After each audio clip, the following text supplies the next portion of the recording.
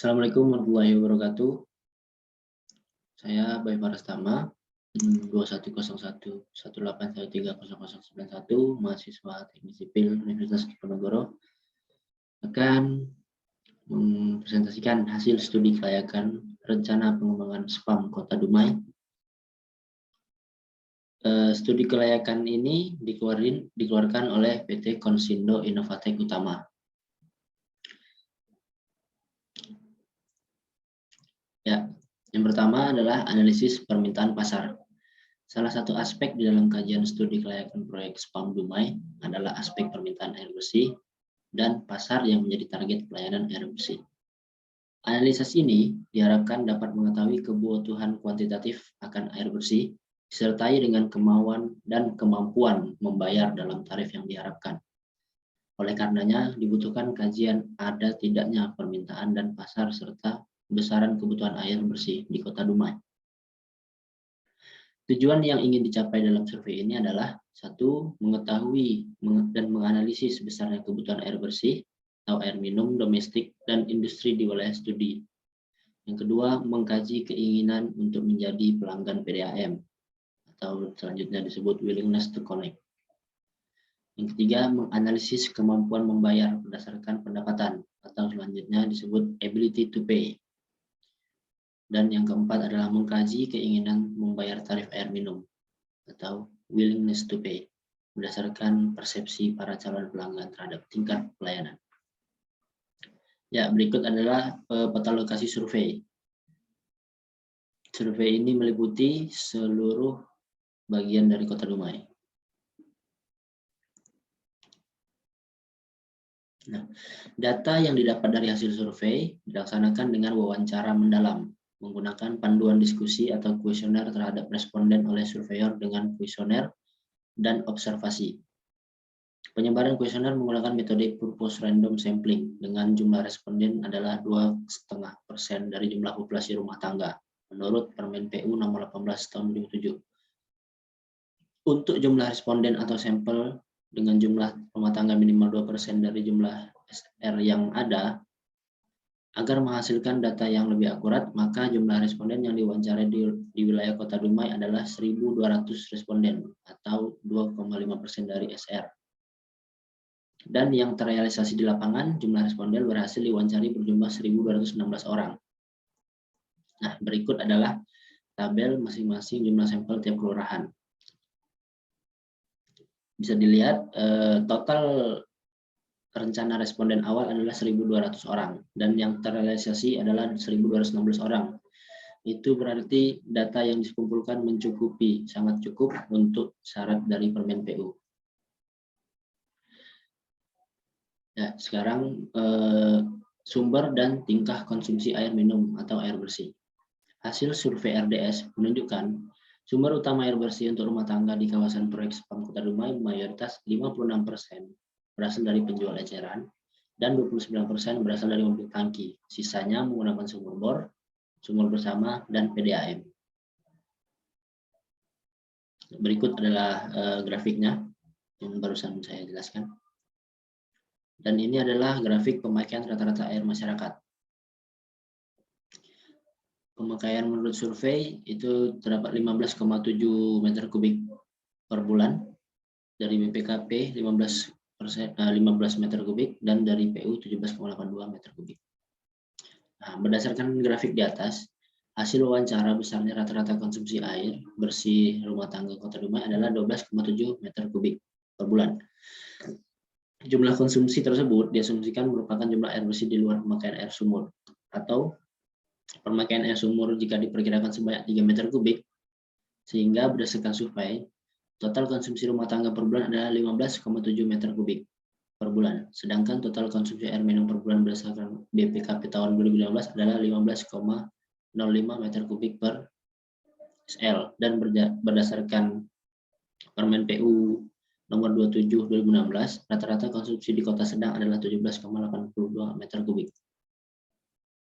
Selanjutnya adalah ability to pay atau kemampuan untuk membayar.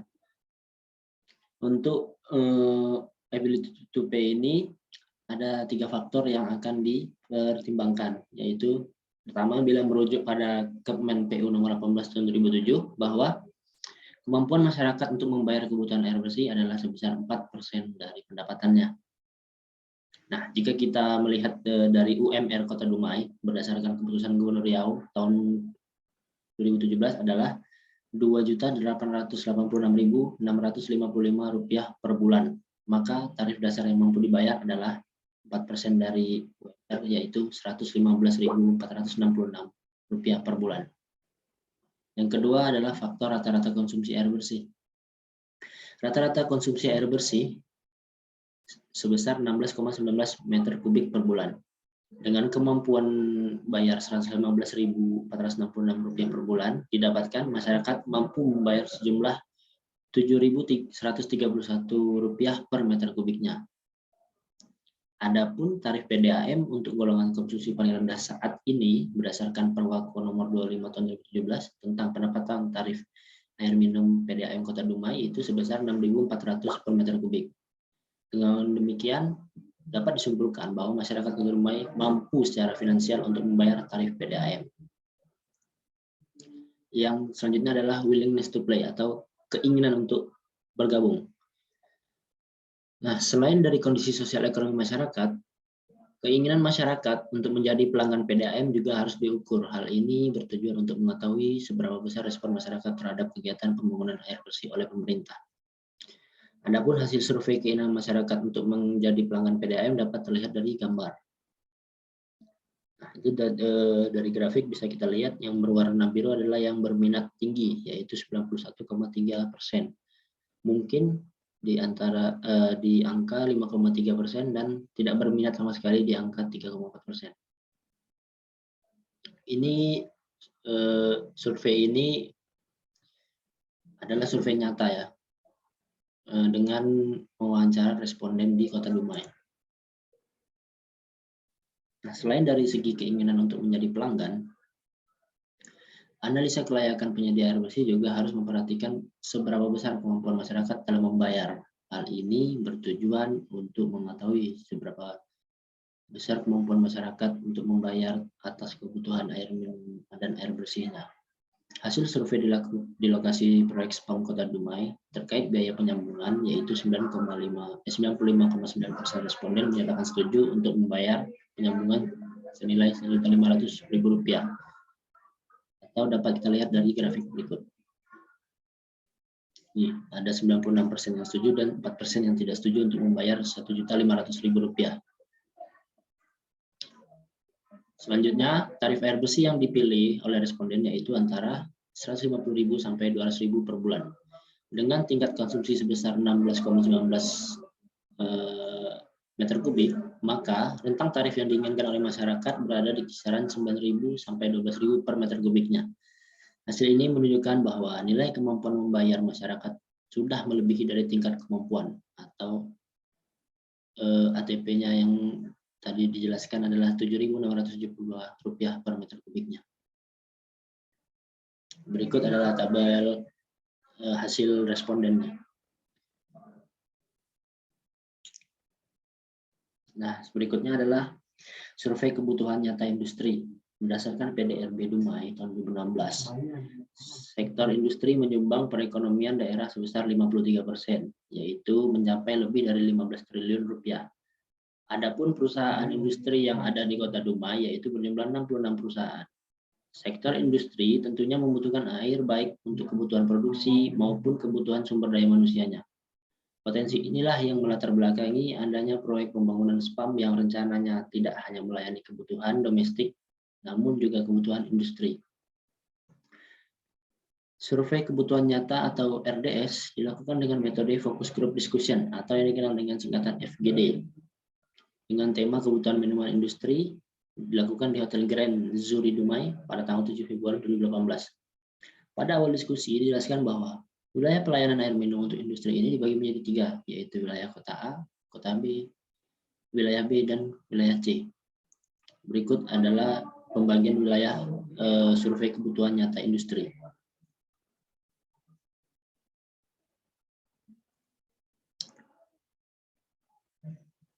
Ya, ini adalah tampil survei kebutuhan nyata industri, yaitu ada di wilayah A ada 5 perusahaan, di wilayah B ada 6 perusahaan, dan di wilayah C ada 1 perusahaan. Ya, berikutnya adalah analisis keuangan. Tujuan dari analisis keuangan ini adalah sebagai berikut. Yang pertama, mengembangkan rencana pendanaan atau financing plan yang paling sesuai, sehingga implementasi proyek dapat dibiayai dari berbagai sumber keuangan. Yang kedua, memastikan agar arus kas neto yang dihasilkan aktivitas operasional yang diperoleh melalui rencana penerimaan penjualan air yang terlaksana tepat waktu, sehingga mampu membiayai seluruh pengeluaran perusahaan dan memenuhi semua kewajiban finansialnya. Yang ketiga adalah melakukan evaluasi atas konfigurasi proyek yang memberikan manfaat paling optimal. Yang keempat adalah mengindikasikan bahwa proyek dapat menghasilkan laba yang sebanding dengan besarnya dana yang ditanamkan dan risiko yang dihadapi calon investor. Nah, metodologinya dalam analisis keuangan ini adalah perhitungan kelaikan finansial mengikuti tahapan berikut. Yang pertama, menghitung biaya investasi. Yang kedua, membuat proyeksi biaya operasional. Yang ketiga adalah membuat proyeksi tarif per kubik dengan mengasumsikan 1 tarif per kubik pada delivery dan mengasumsikan pertumbuhan tarif meter kubik per meter kubiknya. Yang keempat adalah mencari tarif per meter kubiknya optimal yang membuat equity IRR dari proyek mampu mencapai tingkat yang diharapkan badan usaha, yaitu sebesar 16%.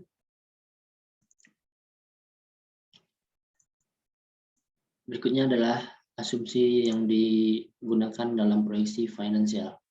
Berikut ini merupakan asumsi-asumsi yang dapat digunakan dalam proyeksi keuangan, di mana asumsi tersebut digunakan untuk setiap skenario teknis kecuali dinyatakan lain. 1. Masa kerjasama adalah 25 tahun, yang dimulai sejak penandatanganan kontrak kerjasama, termasuk masa konstruksi. Yang kedua adalah badan usaha membangun dan mengoperasikan instalasi pengolahan air atau IPA dengan kapasitas instalasi sebesar 250 LPD. Yang menggunakan air baku yang berasal dari Sungai Mas.